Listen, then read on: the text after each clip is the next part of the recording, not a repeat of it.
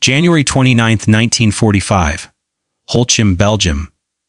First Sergeant Leonard Funk steps around the corner of a farmhouse and stops cold. 90 German soldiers are staring straight at him. Half of them already have weapons in their hands. The others are grabbing rifles from a pile in the snow. 4 American GIs are kneeling nearby, hands locked behind their heads. These Germans were prisoners just 20 minutes earlier. 80 of them captured during the assault on the village and guarded by only 4 Americans, all that could be spared. Now they're free, armed, organizing. They're about to attack Company C from the rear. A German officer strides forward and jams an MP-40 submachine gun into Funk's stomach, screaming orders in German. Funk doesn't understand a word. Neither do any of the Americans. The officer shouts again, louder, his face turning red with rage. Funk looks around. 90 Germans. 4 disarmed Americans. A gun pressed into his gut. And then Leonard Funk starts laughing. The officer freezes, confused, insulted, furious. He screams even louder. Funk laughs harder. What happens next takes less than a minute. 21 Germans will be dead. The rest will surrender. And Leonard Funk will earn the Medal of Honor for one of the most unbelievable acts of combat in World War II, all because he couldn't stop laughing. Leonard Alfred Funk Jr. was born on August 27, 1916, in Braddock Township, Pennsylvania, a gritty steel town along the Monongahela River. Smokestacks, foundries, and hard lives shaped the place, and they shaped Funk. He grew up fast, learning responsibility early. By the time he graduated high school in 1934, he had already spent years caring for his younger brother. The Great Depression was grinding the country down. Jobs were scarce. College was a dream for other people. In June 1941, with war raging across Europe and Asia, Congress extended the draft. Funk's number came up. He reported to the induction center in Wilkinsburg, Pennsylvania, 24 years old, 5 feet 5 inches tall, 140 pounds.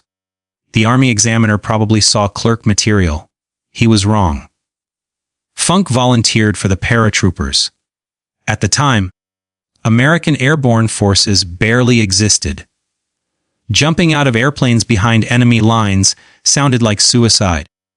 That was exactly why Funk signed up. Airborne training was designed to break men. 5 brutal weeks of running, climbing, falling, and relentless physical punishment that washed out half the candidates. Then came the jump towers. Then the planes. The first time you step out of a C-47, everything in your body screams not to let go. The ground is far below. Your parachute is just fabric, cord, and faith. Funk earned his jump wings.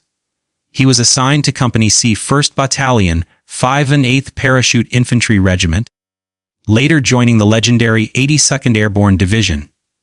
By D-Day, Funk was a squad leader, older than most of his men, steadier, calmer, someone others naturally followed.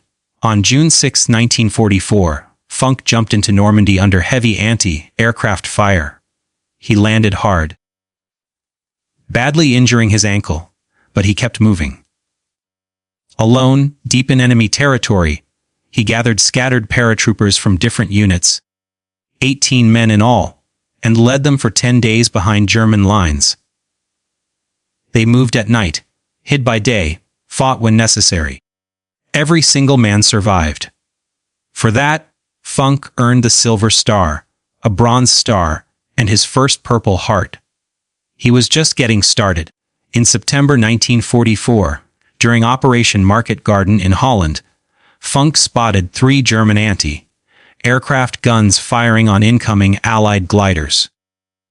With only 3 men, he assaulted a heavily defended position, killing or capturing the defenders and silencing all 3 guns. Hundreds of Allied lives were saved. he was awarded the Distinguished Service Cross.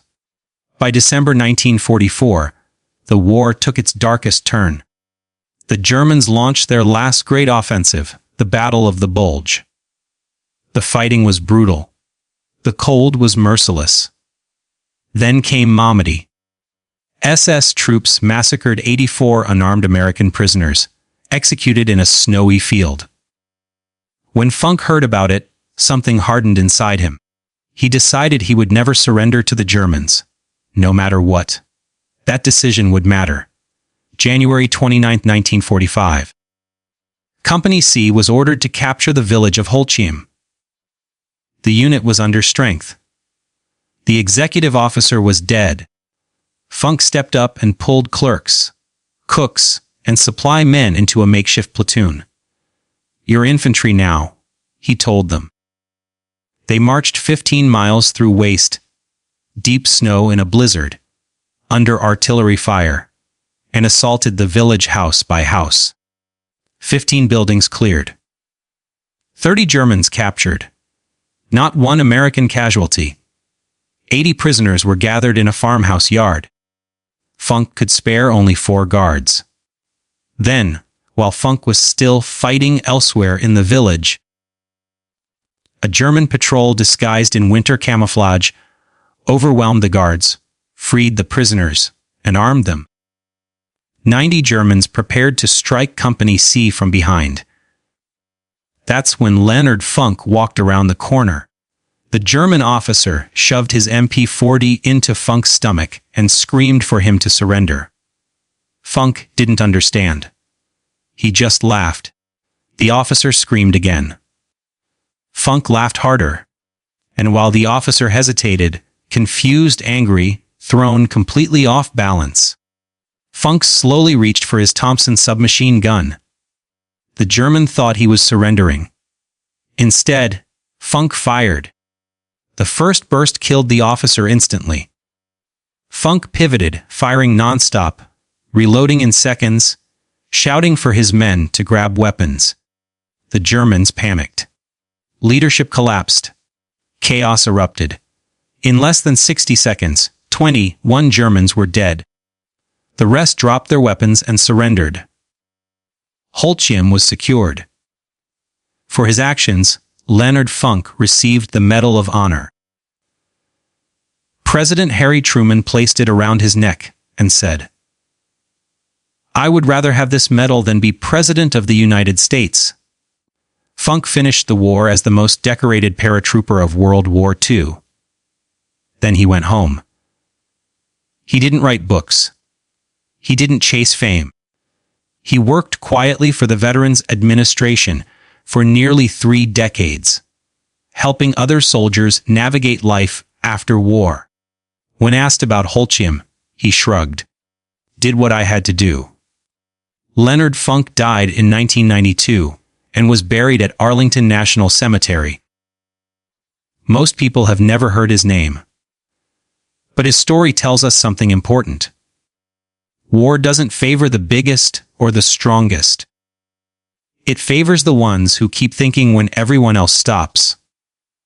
Courage isn't about fearlessness. Courage is what you do when there's a gun in your stomach and 90 men want you dead.